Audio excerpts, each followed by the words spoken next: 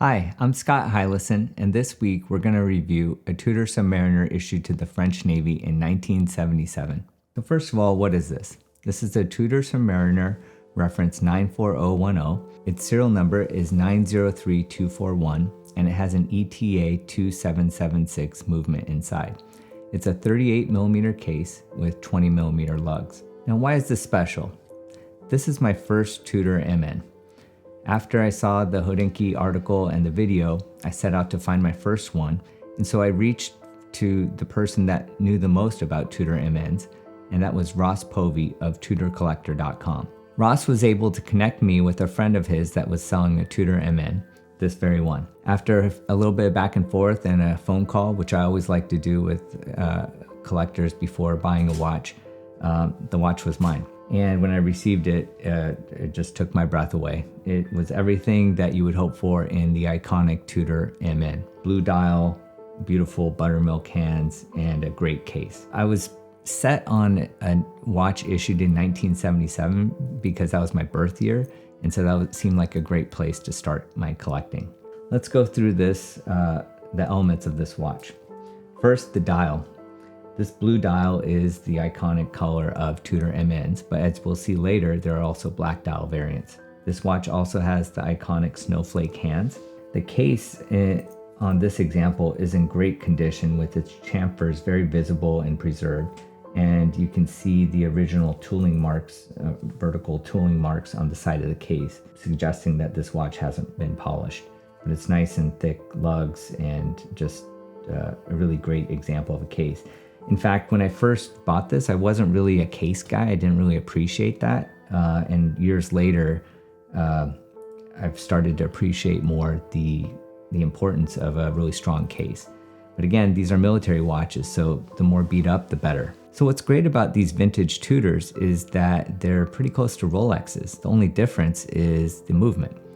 In fact, on the case back, these proudly call out that this is a case made by Rolex. And so Tudor was kind of the budget version of Rolex back in the day, using commodity movements such as the ETA 2776 with a storied Rolex case. Because this is a Rolex case, it also has a Rolex crown. The 94010 uses a Rolex triplock crown, which you can see by the 3 dots below the Rolex coronet on the crown. The bezel on this example is also blue, and this is probably a service replacement because it's pretty fresh, but it is a genuine Rolex part. In the military service, these were seeing a lot of abuse, and so they were serviced quite frequently. In fact, this watch was serviced at least 6 times during its time in the French Navy. So it's not unusual for it to have undergone replacement of various parts, including the bezel. Now let's take a look at the case back of this watch. The first thing to call out is the engraving on the back, which is a very peculiar font style, consistent amongst all MN 77s. MN, or Marine Nationale, stands for French Navy, with 77 indicating that this watch was issued to the French Navy in 1977, which, as I mentioned, happened to be my birth year. These watches were issued without a bracelet, so you wouldn't expect to see any evidence of it having been worn on a bracelet on the canonical Tudor MN.